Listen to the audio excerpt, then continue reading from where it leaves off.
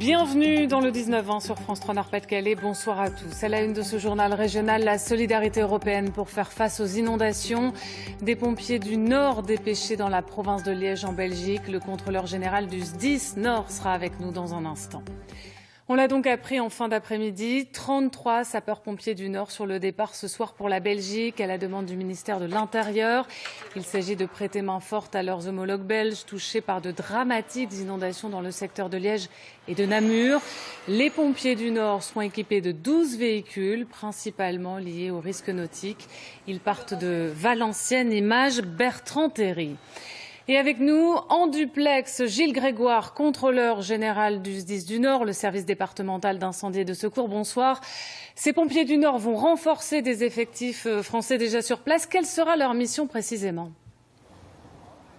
Oui, bonsoir. Tout d'abord, nos penseurs vont vers effectivement les populations belges profondément affectées par ce phénomène. Nous allons venir épauler nos homologues belges sur la région de Liège. Et dans quelques instants, cette colonne composée de 34 sapeurs-pompiers et 13 véhicules va donc partir en direction du Royaume de Belgique. Une évacuation de la ville de Liège en cours. On peut parler d'un travail hors norme pour vous?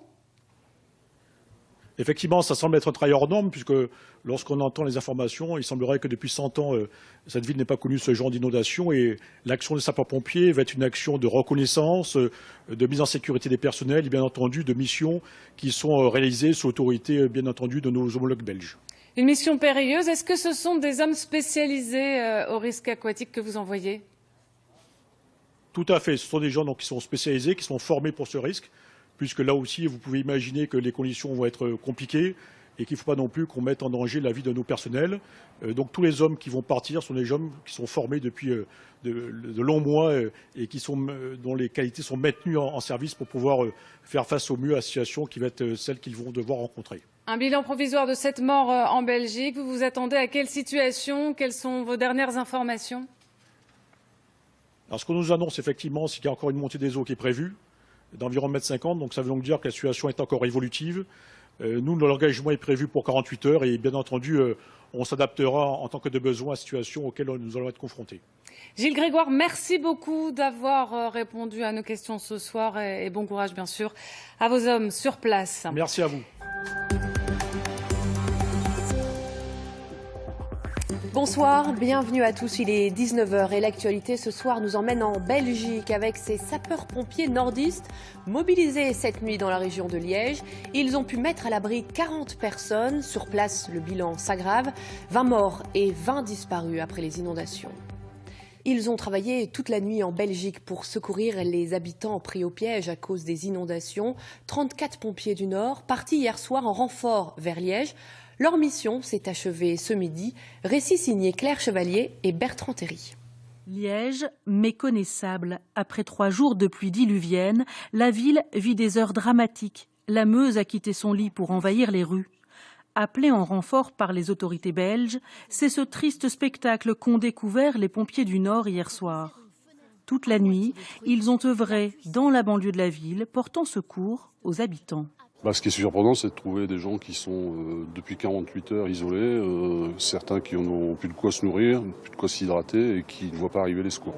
On était sur la commune de Chénet, qui a été assez durement touchée, notamment un quartier qui se trouve entre 2 cours d'eau, qui a été inondé avec des laisses de crue à 2 mètres de haut.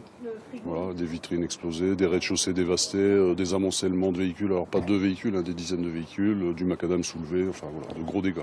À l'aide de Zodiac et de barques de sauvetage, ils ont arpenté pendant plusieurs heures les rues de cette bourgade. 34 pompiers du Nord se sont portés volontaires pour cette opération d'entraide européenne. Une zone très sinistrée, catastrophique, des maisons complètement ouvertes, des gens coincés par leurs propres meubles en fait. Donc l'eau a évacué tous les meubles, a bloqué les portes d'entrée ainsi que les fenêtres. Donc aucune possibilité pour eux de pouvoir évacuer eux-mêmes leur habitation. Des cadavres de voitures partout, plein de détritus, etc. qui nous ont vraiment gêné la progression. Après des heures d'inquiétude et un appel à évacuer les quartiers qui bordent la Meuse, le niveau du fleuve s'est stabilisé dans la journée, amorçant une lente décrue. Une fois leur mission terminée, les pompiers du Nord ont repris le chemin de la France. La nuit dernière, ils ont mis à l'abri 31 adultes et 9 enfants.